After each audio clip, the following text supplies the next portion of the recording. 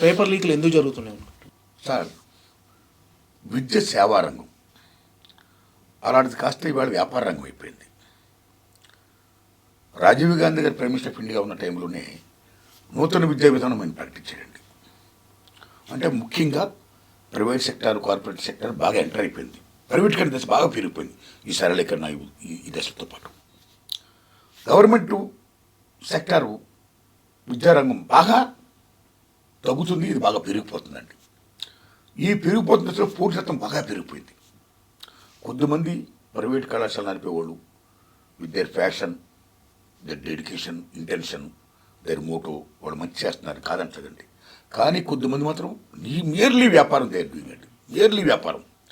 అంటే మా కళాశాల చదివిన వాళ్ళే నెంబర్ 1 to 100,000 ర్యాంకులు రావాలి, మా కళాశాల చదివితేనే ర్యాంకులు వస్తాయి, మా కళాశాల చదివిన వాళ్ళకి ఉద్యోగాలు వస్తాయి అనే నోషన్ని, ఒక భావజాలాన్ని క్రియేట్ చేయడం కోసం అది ప్రజల్లో ఇంపోజ్ చేయడం, పేరెంట్స్ మీద, విద్యార్థుల మీద ఇంపోజ్ చేసి ఆ రకంగా వాళ్ళందరినీ వాళ్ళ కాగితాలకు అట్రాక్టెడ్ చేసి అక్కడి నుంచి వాళ్ళ ఫీజులు దోపిడీ చేసేయడం కోసం ఇది ఒక విశ్వవిద్యాలయంగా ఒక చట్టంలాగా చేసి ఒక కుట్రలో వాళ్ళు ఈ విద్యా వ్యవస్థను నడుపుతున్నారండి.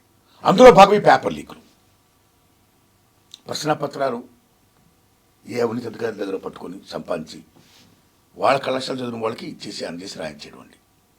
సో చూస్ కాపీయింగ్, లీకేజ్ అంటే చాలా డేంజరస్ థింగ్ కదా. అక్కడి నుంచి ఈ రకంగా చేయడం వల్ల ఎప్పుడైతే అక్కడి నుంచి ర్యాంకులు నెంబర్ 1 to 10 మొత్తం అన్ని ర్యాంకులు మాకు వస్తున్నాయని మీడియాలో ఇలా ర్యాంకులు కావాలని ప్రకటించి ఈ పేరెంట్స్ మీద మొత్తం మీద ఆ భావజాలను క్రియేట్ చేసి వాళ్ళు డిమాండ్ పెంచేస్తున్నారండి. అది కరెక్ట్ కాదు. అలా చేయడం వల్ల ఏమవుతుందండి, బాగా చదివే వాళ్ళు చాలామంది ఉంటారు చూసారా, వాళ్ళు ఏమవుతున్నారండి, వాళ్ళు వస్తాయనుకున్న ర్యాంకులు రావట్లా, నిరాశ నిస్పృహలతో కొట్టిమిట్టాడుతూ వాళ్ళ ముఖాలు తల్లిదండ్రులు చూపించుకోలేక, ఊరికి వాడికి చూపించుకోలేక కొద్దిమంది అయితే ఆత్మహత్య చేసుకుంటున్నారండి. అది కరెక్ట్ కాదు. ఇది ఒక విశ్వవలయం అయిపోయింది. ఈ విశ్వవలయం కరెక్ట్ కాదు.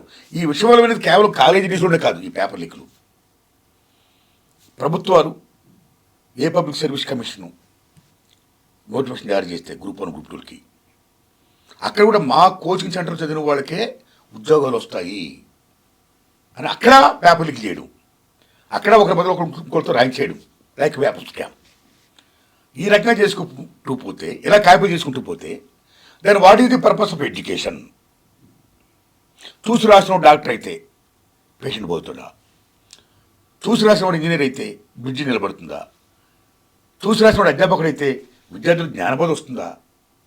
విద్య అనేది వెలుగునిచ్చేది, అలాంటిది అంధకారం అయిపోతుంది. అలా కాకూడదు. Though students, they are the builders of the society, the nation, the universe. ఆ మానవ వనరుల శక్తి నిర్వీర్యం కాకూడదు.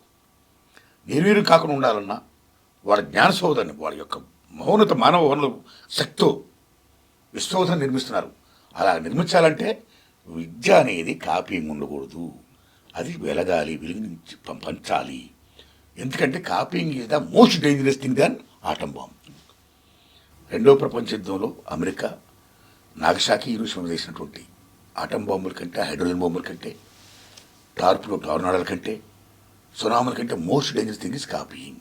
అలా కాపీయింగ్ ఉండకూడదు. అలా ఉండకుండా ఉండాలంటే ముఖ్యంగా వ్యాపారదారులతో ఎప్పుడైతే చదువు ఇలా జరుగుతుందో, ఎప్పుడైతే కుట్రపూరిత ఇలా పేపర్లకు జరుపుతున్నారో, ఇలా చేస్తున్న ప్రైవేట్ కళాశాలను మొత్తం రూట్అవుట్ చేయాలి. రూట్అవుట్ చేయడమే కాదు, ఈ ప్రైవేట్ కార్పొరేట్ కళాశాల కబంధ హస్తాల నుంచి విద్యని విముక్తం చేయాలి. విముక్తం చేయడమే కాదు, మొత్తం విద్యని ప్రభుత్వం జాతీయం చేయాలి, ప్రభుత్వ ఉద్యోగాన్ని బలోపేతం చేయాలి అని బలంగా చెప్పిన సినిమా నా యూనివర్సిటీ పేపర్ లీక్ అండి. అంటే ఇలాంటి కథాంశాన్ని ఎంచుకోవడానికి రీజన్ ఏంటి సార్? సార్ చూసి నేను గత 40 ఏళ్ళుగా సినిమాలు తీస్తూ వస్తున్నా. మీలాంటి జర్నలిస్ట్ మిత్రులు మీ యూట్యూబ్ ఛానల్తో ఎక్కడ ఏ సంఘటన జరిగినా మీరు దాన్ని షూట్ చేస్తారు, తెలియపరుస్తారు. ఒక జర్నలిస్ట్ వ్యాసం రాస్తారు, ఒక ఎడిటర్ రాస్తారు, ఒక ప్రజావాగ్గేయకుడు రాస్తాడు, పాడతాడు, ఆడతాడు.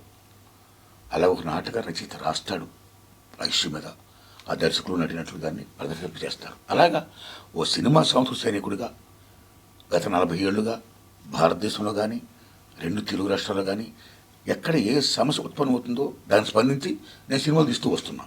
ఈవేళ ఈ పేపర్ లీక్ అనేది వెరీ బిగ్ బర్నింగ్ ఇష్యూ. దాన్ని స్పందించి సినిమా తీశాను. That's all sir.